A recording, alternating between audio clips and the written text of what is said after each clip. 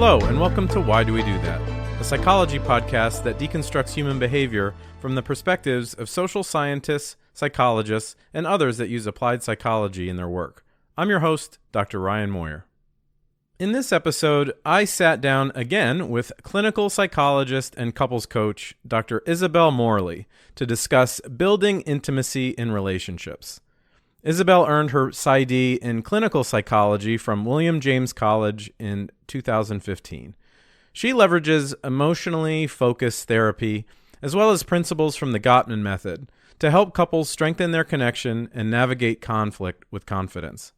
She is the co-host of the podcast Rom-Com Rescue, a contributor to Psychology Today, and is the author of Navigating Intimacy, an introductory guide to couples and sex therapy, and They're Not Gaslighting You.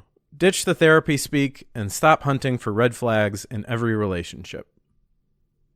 One key takeaway I had from my conversation with Isabelle is that intimacy is often about timing. Some people are led by passion and fall quickly into relationships, eager to merge their lives with someone new. Others move with great caution, often out of fear of vulnerability and the emotional risks that come with closeness. The healthiest intimacy seems to be built slowly but deliberately, with care, curiosity, and intention. As connection deepens, our past wounds and patterns will inevitably surface. The goal is not to pretend they do not exist, but to recognize early how they show up so we can avoid repeating old mistakes and create something more honest, secure, and mature. Another key takeaway is that vulnerability does not require finding a perfect partner. No matter how much time you spend together, how many meaningful conversations you have, or how deep the connection becomes, there will always be parts of your partner that you may not fully understand, prefer, or embrace. Your partner may also have boundaries you do not completely agree with. That does not mean the relationship is flawed. What matters most is transparency, mutual respect, and the willingness to keep communicating honestly about those differences. Real intimacy is not built on perfect alignment. It is built on trust, acceptance, and respect for each other's full humanity. If you have struggled in the past to find the right balance between caution and vulnerability in relationships, I hope this conversation offers a meaningful blueprint for building deeper, stronger, and more secure connections. Enjoy. All right, today I am joined by Isabelle Morley. Thank you so much for joining me again. Yeah, I know. I'm so happy to be back. I'm glad we got to do this twice now. Yeah, and so we're going to be talking about something different. Last time we were talking about relationship conflict, and today we're going to be talking about building intimacy. And I think it's a good idea to kind of let the listeners know the scope of this conversation, because intimacy is a very broad idea. It's all centered around closeness, but a lot of people might think of intimacy in terms of sex and sexuality.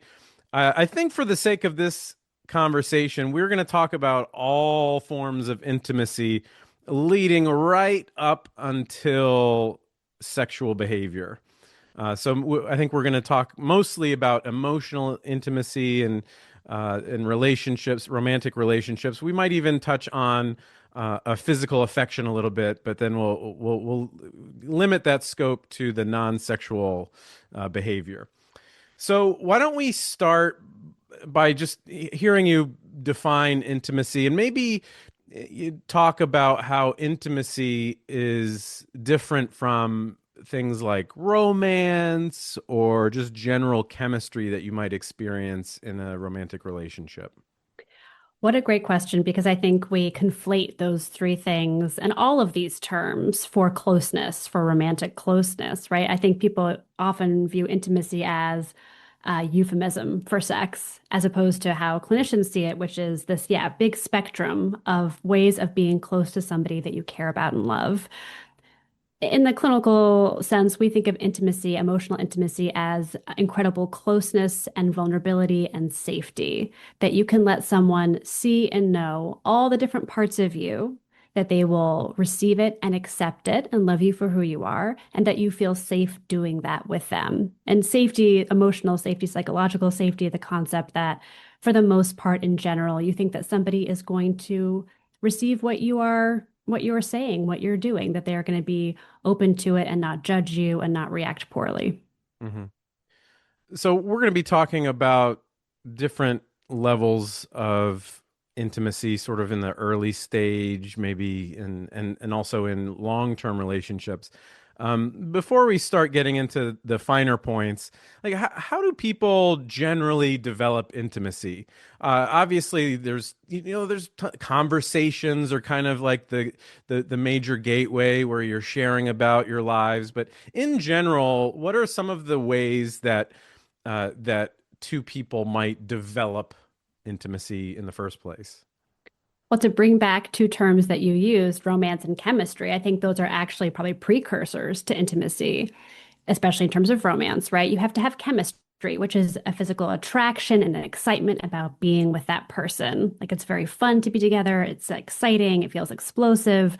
Like that is a wonderful trait to have at the beginning of a relationship Hmm. because it draws you together. It makes you want to spend time with that person. And romance is more the gestures, the ways of showing your interest, your affection, your care for the other person, whether it's a sweet text or it's flowers that you send. Romance is essentially courtship and how we are creating the sense of emotional closeness outside of chemistry, which is often more of like a physical desire for closeness. You have to have those components to even want to be emotionally intimate with somebody. And I think that those are also ways we slowly test to see if the other person is receptive, if they want the same degree of closeness, and if we can start taking steps to pursue that intimacy with them. Yes, conversation ends up being the first way. You slowly reveal parts of yourself. And I think the best way to do that is beginning with feelings of just revealing feelings, not even about your relationship with that person, especially if it's early on. But if you have a hard day at work, being able to say, I felt so embarrassed during a meeting today, Hmm. and seeing how it feels to share that with the person, how they respond to it, and noticing if you feel better or worse afterwards. Hmm. You have a lot of experience talking with people about these topics, I'm sure. I would imagine that there are some patterns to how individuals might misinterpret intimacy and what it means in a relationship. Have you noticed any themes with respect to how people might misinterpret how to become more intimate with a partner? People generally go too fast and try to build Interesting. intimacy too quickly because they're excited and they want that closeness and they want that reassurance, or they feel burdened by it. These are the two sort of paths where people go wrong. They feel overwhelmed by another person's emotional needs and self, and they want less of it because they feel stressed by it. Interesting. So yeah, and I feel like online dating has really it contributed to changing the pace of developing intimacy. I was online dating for upwards of 10 years before I met my wife, and there's I would notice these what I would personally call like violations of the timeline of intimacy, whether it's oversharing in a profile, whether it's you know asking about children and long-term goals like in the first few messages, and don't get me wrong, there is a reason why people want to know these deep questions early. You kind of, if you've been trying traditional ways to court a mate and then you transition to this online world, maybe your patience is limited. But I would see, I would get questions sometimes, and I'm like, this is a date six Too question. personal. Yeah, why are Hmm. we exploring this early on? Um, in your view of like the really early stages, like what are some tips that you might offer for early dating and like healthy ways to, so that you're not going too fast with building intimacy? I think you've tapped something so important, though, which is that people want to expedite the process of finding a partner or finding somebody that they want to be emotionally intimate with. And they do that by immediately testing the waters and jumping into the deep end. And with apps, it's very easy to sort of feel like you've got a little space to ask anything, or, Yeah. you're filtering people in and out anyway based on criteria you're putting on there. So why can't you just message somebody and say, do you have significant trauma that you're dealing with that's going to be Yeah. hard to be in a relationship with you? I think we also feel very comfortable asking people about private, personal, sensitive information, whether it's about childhood wounds or trauma or mental health issues, because there's less stigma and we talk about it more voluntarily, but it does push people too fast to reveal things about themselves. And I think the best tip to give people is remember that people earn your emotional intimacy. Yeah. It's not like trust, where you should give trust at the beginning, and then if it's, proven to be the wrong thing to do, you'll learn that. Emotional intimacy, you don't just give away everything about you. You actually want people to slowly show you that they deserve that closeness, that part of you, and let them earn it. Yeah. Yeah. So, you mentioned people asking to reveal. And I've experienced the other side of that coin, which is, Ooh. what you might call oversharing, where in the second date or something like that, someone is sharing about, about their traumatic experiences when they were younger or childhood, and I'm it's not a negative judgment. Like if there is something important to you and it's hard not to share, I get it. Like you want if you're on a date, you want to explain who you are, and if there's Hmm. something central to your identity, you're going to feel tempted to bring that up.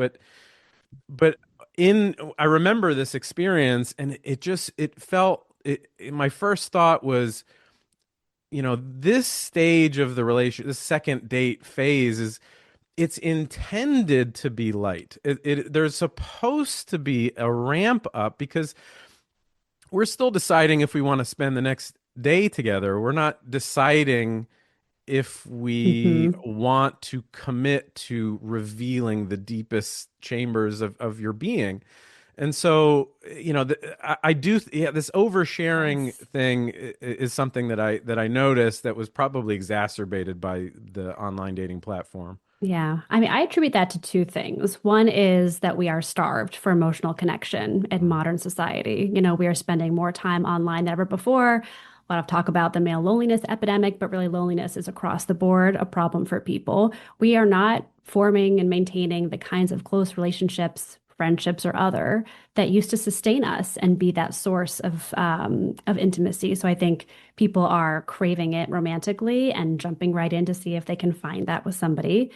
But I also think it's a really good way of being risk averse because you can let people know who you are up front, take it or leave it. You won't waste time on them. If they can't handle you at your worst, they don't deserve you at your best, kind of thing, right? Of like, let's just cut to the chase, knowing the worst parts of me. Are you in or are you out? And I think people, and that way, don't make themselves vulnerable, right? They don't get to date six and then share something and then find out the Yeah. person actually can't handle it. So we're protective in that way. Even though it seems very vulnerable, it's actually much less vulnerable. Yeah. I think a lot about unhealthy ways of arriving at intimacy. And one of my favorite quotes that I ever heard about human behavior was the fastest way to intimacy is through injury. In Mm. the sense that if we're in an intimate relationship, we've been dating a month and a half, and I feel distant from you, if I pick a fight with you, Mm-hmm. we get closer. It's a path. It is right. Mm-hmm. If you have as you mentioned, kind of a hunger or a thirst for intimacy, one way to create or generate intimacy is to start an argument. Yes. What else do you see in terms of this, like of unhealthy ways of arriving at intimacy? Such a good example. Negative attention is still attention, right? And if you're lonely and you're feeling like you need something from someone, there's always a way to get it, even if it's not productive. I think people do that. They pick fights. I think they engage in intentionally or not sort of provocative or manipulative behavior, right? Whether it's talking to other people and making it known that they shared something with a friend that they couldn't share with you, or I think for the most part, people just outsource it to another person. Like, I don't think that there's a lot of conversation around, I need something from you, I need closeness, and I am not getting it. I think people have just found other ways of finding other people instead of dealing with it with the person. Why don't we branch out and talk about some specific forms of intimacy? So let's start with emotional intimacy, which I would argue is probably like the biggest umbrella term. Hmm. Um, what creates this sense of emotional safety between partners? What are the ingredients that are a part of this recipe of cooking up intimacy once you're and once we're past like the early phases of dating? It's the sense that the person you're with, first of all, wants to know how you feel and what you need, that they're invested, they care, they want you to tell them, right? That is the first ingredient.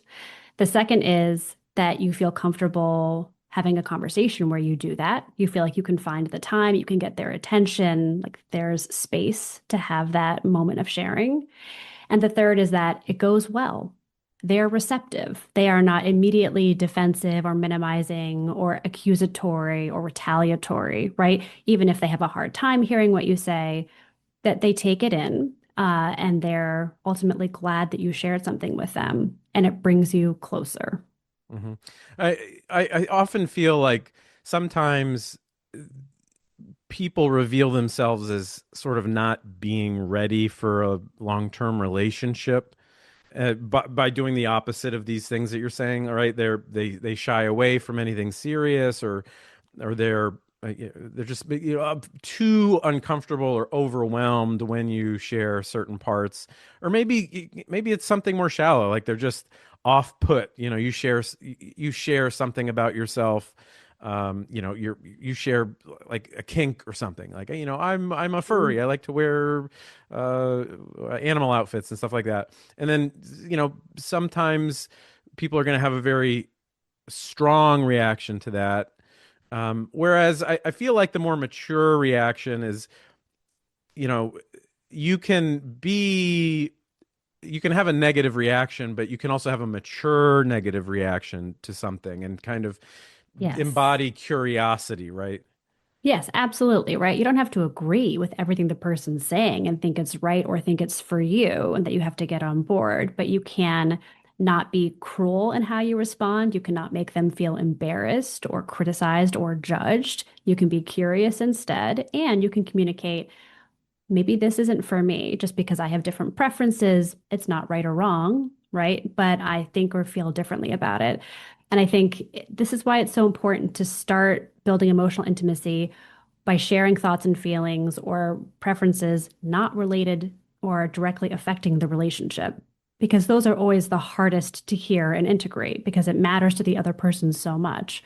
So you start by sharing thoughts and feelings and preferences related to work, to your family, to something going on in a friendship. And you build the sense that you can have those conversations. If a person can't handle hearing you talk about a painful feeling related to your family, that's a good indicator they're not going to be receptive to hearing a painful feeling related to them because of something they've done.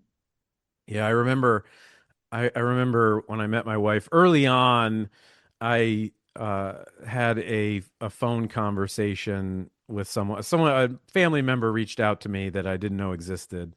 And I remember the first thing I did was to, after processing that information, was to call her and tell her about it. And it was, to me, it was just a, well, I like this, we've been talking a bit, been on a few dates, I just wanted to share it. But to her, it meant a lot more. It was this Mm, kind of signal that that I am that I'm trusting her and that that I'm yes. willing to share that personal piece of information. Right. This is why another great reason why you should go slow, because if you go too fast, the other person will probably get the impression that they're not special, they're not trusted, they're not chosen, that you just do this with people. You share who you are across the board. And part of emotional intimacy and building a partnership is sort of agreeing that, like, we are each other's people and we are going to trust each other more than others. And we're going to share this internal special part of our lives and ourselves with each other that other people may not have a full picture of. And you don't want the person to think, like, I'm actually not that important to them, because it seems like they'll tell anybody on the first date all of Mhm. this intensely personal information. So I think we've tiptoed around this idea, but we haven't actually addressed it yet, which is some of these barriers to intimacy, or even the idea of oversharing and kind of going a little too fast. Generally speaking, may be related to some past events in your life. You're right. It could be your relationship with your parents. There's a lot of research into this idea of attachment, which is, how Mhm. comfortable your parents made you feel as a child. Or did they hit this sweet spot where you were able to explore independently, but also you saw them as a secure base? And we Mhm. know that has some impact on your romantic relationships. Um, in terms of your views, what are some of the key ways that your upbringing, your past might influence your ability to build intimacy in future relationships? So I'm an EFT certified therapist, so attachment is like the world in which I live. But to your point, I don't think it is the end all be all definition for how Mhm. we exist that people view it as now. I think everyone is like, I'm anxious, so I did that. I'm an avoidant attachment style, so I did that. I don't think it's quite that clear. But I do think that we get a blueprint from our families and caregivers of how safe it is to share hard feelings or to ask for things that we need. And that can lay a groundwork that then seeps into your other relationships. Absolutely. But it also matters if they have other people in their lives. Did you have a teacher or a mentor or a best friend where you had a different experience?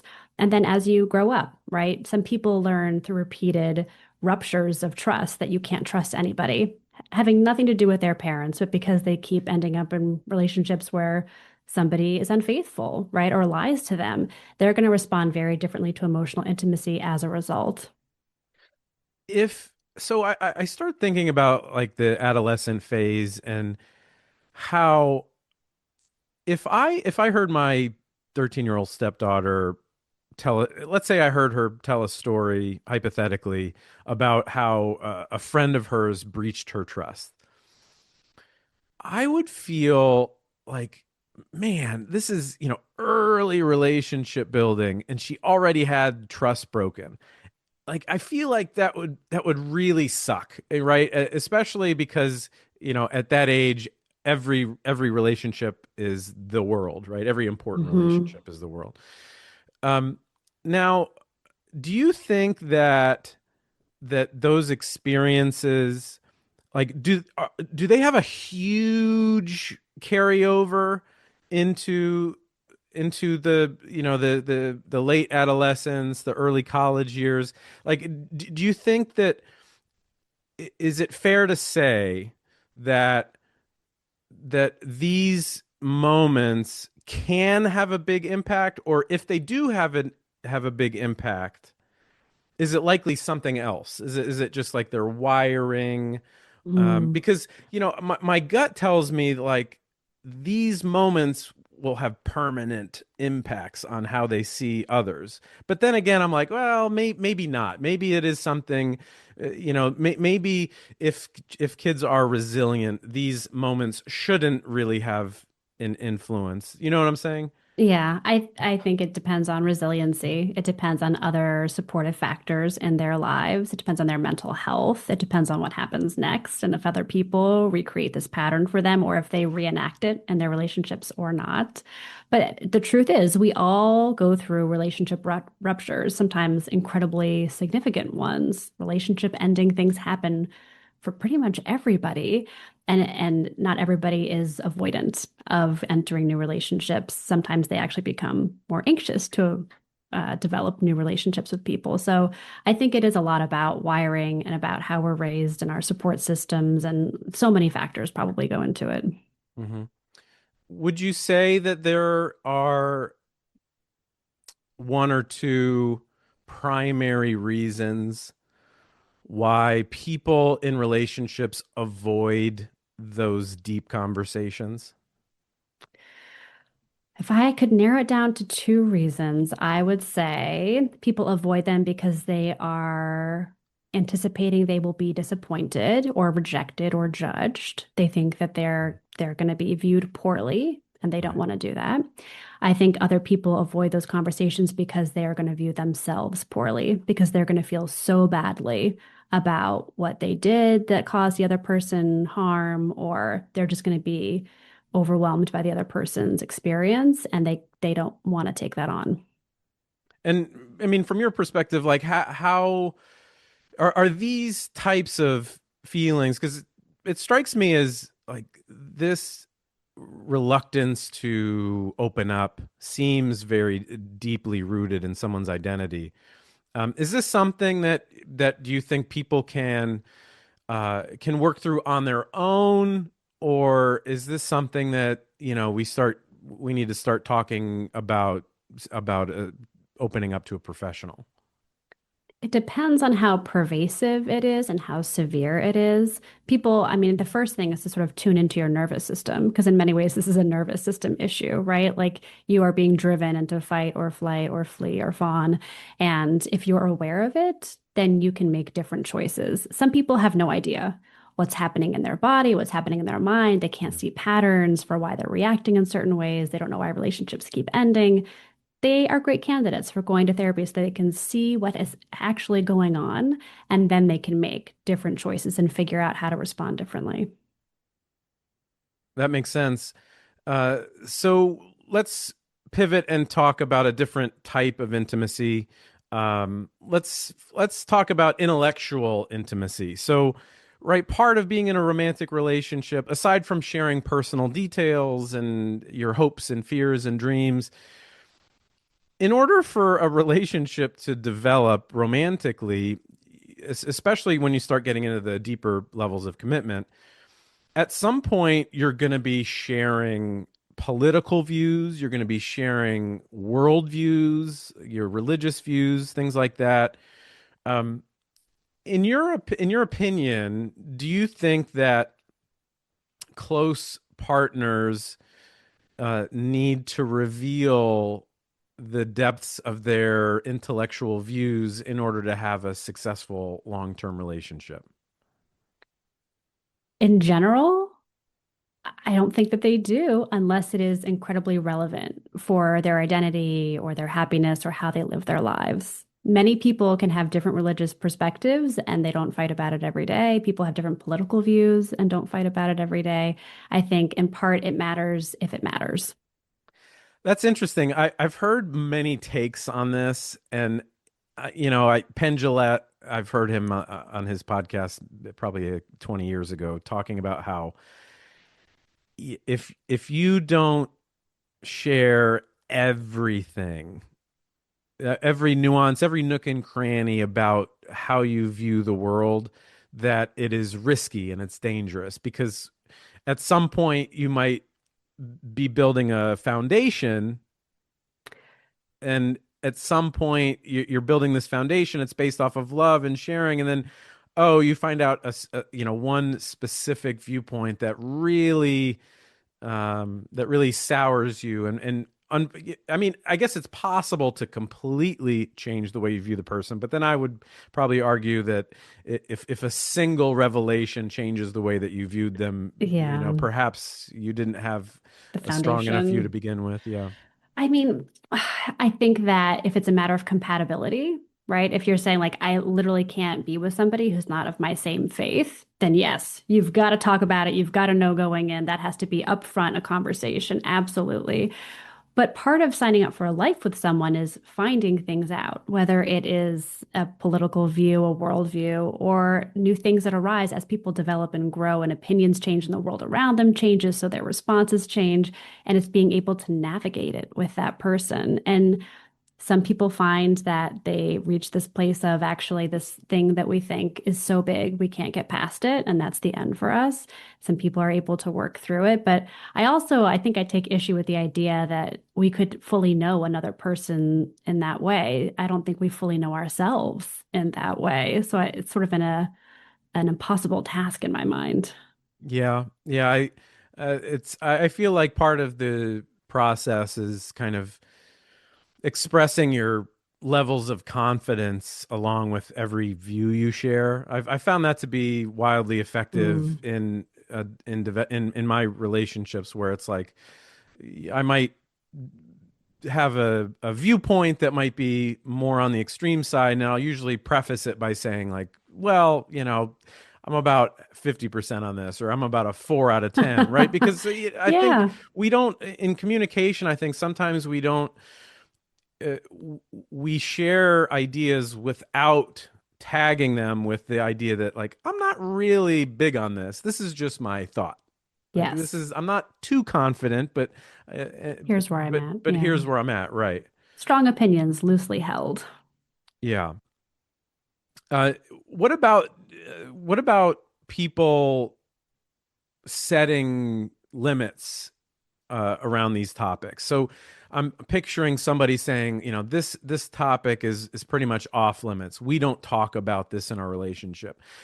My thought would be, as a therapist, you would think that was a type of red flag. Um, because it kind of has a feeling of, well, why aren't you willing to share? What is it about this view you share that you hold that you're not willing to share it with your partner? But I don't want to put words in your mouth. Mm. Do you think that there are some scenario? Do you think it's unhealthy for someone to kind of cordon off an area of their intellectual views towards their partner? I think people do it all the time. I think it works all the time. It just depends, again, on how much this thing matters to you, how big it is in your life. Because if it's something incredibly important to you that you're being reminded of every day that you can't talk to your partner about, that will be very difficult. But if it's a relatively minor or less frequent thing that comes to your attention, I think people absolutely can cordon off certain topics. I mean, when you phrase it like that, my question is the person saying, I'll never share this with you? Or are they saying, like, clearly we disagree on this topic, and so we shouldn't venture into it? Yeah. Yeah, yeah, that makes sense. I mean, especially kind of what you were saying about just I was thinking about, just, for example, even like a past trauma. Like it seems okay not wanting to um outwardly discuss a personal event from your past. It seems like that makes perfect sense to me. um there was, I guess there is a little bit more nuance when it comes to like how much of your life is off limits, because obviously there is a limit to Yes. where someone is just being closed off, which is fundamentally different from cordoning off certain topics of conversation. Yeah, I'll give you a funny example, which is I know a couple where the wife is completely opposed to tattoos, doesn't like them, and her husband decided to get a tattoo, and she knew this was happening. She was forewarned, right? But when it actually happened, she wasn't happy about it. And although it's visible and it's there and it's in their life, they have decided to not really make it a topic in their relationship because she feels one way, he feels another. There's nothing more to do at that point Yeah. with that. Yeah, yeah, I guess you have to pick your battles at some point. And I guess if that tattoo was, it's hard to believe somebody would be that passionate about a tattoo. The great tattoo. Um, so I think it's important for us to spend some time talking about intimacy in long-term relationships. I would imagine this is something that you either think about or people ask you all the time, which is in long-term relationships, multi-years, marriages, the feeling of intimacy, the feeling of closeness with your partner, it's likely to ebb and flow, right? Hmm. Hmm. You have to expect that. If you expect it to be, 100% feeling of closeness all the time, your expectations are probably a little distorted. That being said, what factors do you think contribute to couples feeling less close? I, I mean, having kids early on is probably the biggest factor, right? Focusing on kids and your life becoming a logistical nightmare and being sleep deprived and having less sex, I think that that contributes to a quick decline in intimacy that people have to intentionally build back into their marriage. People also can start taking whatever intimacy they're looking for to other people because it's more convenient, because it feels Hmm. safe, because it's new and more gratifying and exciting. And if people choose to do that, then they are removing it from their marriage. And we do go to other people for certain things. It's not like your partner can give you everything. But if you're finding that every time you're upset, you're actually going to a coworker instead of to your partner, you're removing that part of your relationship. It's going to somebody else. Yeah. Um, well, so if let's start moving into some practical ways that you can build intimacy in your relationship. So, it sounds like it sounds like life getting in the way is one of the big factors, as you pointed out. Um, why don't you just start by just maybe Yeah. start with one practical approach for improving intimacy in your relationship? I would say be curious. We lose curiosity about the other person because we think we know them, everything about them. We think or assume they know everything about us, but people evolve over time, and we do need people to keep being interested in who we are and how we feel and how we think. So the first thing you can do is just be curious. Ask the other person questions about anything that comes to mind, right? Start conversations. Don't assume you know the answer. And along with that is these don't have to be hours long connecting conversations. I think people have a high expectation of how to connect and how it has to be serious or it has to start at a certain time of the day or right like maybe just 5 minutes and maybe just a text message is enough to sustain the sense of I care about who you are, I want to know you, and I want to share who I am with you as well. Yeah, I think about that a lot too, as somebody who's generally curious and I definitely put a lot of effort into my marriage with maintaining that curiosity. I also find that sometimes it feels like something else has to be in place before the curiosity, in the sense of, you just had mentioned this life getting in the way, having kids too early, maybe your job is taking up too much of your time. There still feels to me like there's a gap between finding emotional energy after all of these life responsibilities are met, and having curiosity, because if I find myself not asking questions, it's probably because I'm preoccupied with something else. Hmm. And so it's not so much that I'm not curious, it's that it's other stuff is interfering with my default. My default is generally curious, but when there's other stuff going on, it gets harder. Um, Yeah. what do you think is in between? Are there any in between steps that somebody might have to take to get from just the grind to those, like being in the correct mindset to be curious with someone?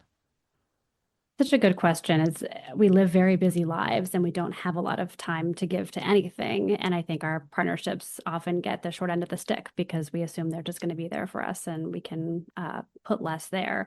I think prioritizing the person and making time and space for them and finding ways of detaching from all the other demands, whether it's a short meditation or exercise, that you can be in the right mindset in place to be with them, be present with them.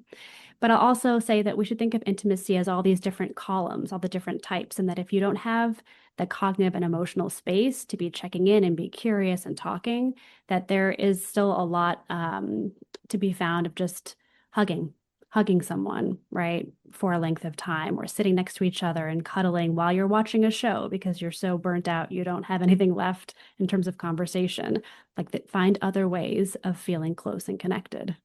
Yeah, I like what you said about the priority piece. Like you said, prioritize. And I feel like, unfortunately, people in long-term relationships, I think they get this idea that in a long-term relationship, we build up this momentum, and then the momentum is what keeps us going.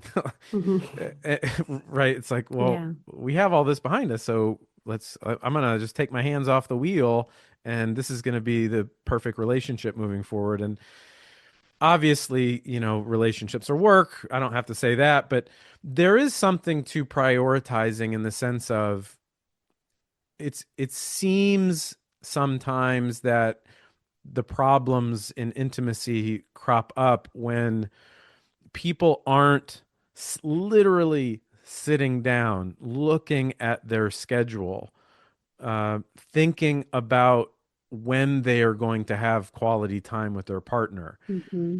I talk to my students all the time about well-being and happiness and how they need to have hobbies and things that make them happy. And I get the sense that they know that they have things that make them happy. They love listening to music, they like playing games, but sometimes you have to schedule this stuff. It doesn't feel right, but you do. And I Yes. feel like miss not doing that is, I think, is deprioritizing. I think that's where sometimes the intimacy starts to fade. Yes. Yeah. Taken for granted. I mean, all of my friends who are sex therapists are advocates for, especially when you have young kids, schedule sex. You are not just going to find magical time for it. You've got to plan when the kid is out of the house or when you have the opportunity, make it a priority and plan for it. Otherwise, life will get in the way. And I will say, I think nobody will like this idea, but get rid of social media for a week or a month and see how much more time you have to spend with your person versus scrolling and suddenly an hour of your life is gone. Hmm. Um, I know that affection can be, you mentioned hugging and sort of that physical contact. I'm a big proponent of long hugs, right? Not just Hmm. the standard hug, like, the 10-second, 7-second hugs and stuff like that. Um, but sometimes partners might have differing views of affection, right? And it can be challenging because some a lot of people enter into relationships because they like physical affection, but other people want the relationships, but they don't like physical affection as much. How do you recommend navigating those waters? There's a spectrum here because it might be to the point where this is actually a genuine incompatibility and you're not going to have important needs met by this person because they really can't give you what you're asking for. And you have to be able to recognize that and make a decision then. It's also a matter of negotiation and compromise. There's usually discrepancies in how people want to give and receive affection in every relationship. And so there's got to be a little give of you're willing to do something that's not maybe your instinct because you know it's important to them and it's no cost to you, really. And this is where, like, I don't really buy into the whole love languages thing, but I think it resonates for people because it brings up there's many ways to show your love and care, and you have to figure out how your partner wants to receive it but also how you're willing to give it and find where the common ground is. Well, thank you so much for joining me today. It was great talking to you about building intimacy. I wish we had more time. I really think that there's a lot that we haven't explored. Now you have a book specifically for therapists on intimacy. Is that correct? It's an introductory guide and manual for couples and sex therapy for clinicians who want to get into that field. Right. So that's something that's primarily for clinicians. But if you are super curious about the clinical side of intimacy, I definitely recommend checking that book out. But thank you again for joining me today, Isabelle Morley. Thank you.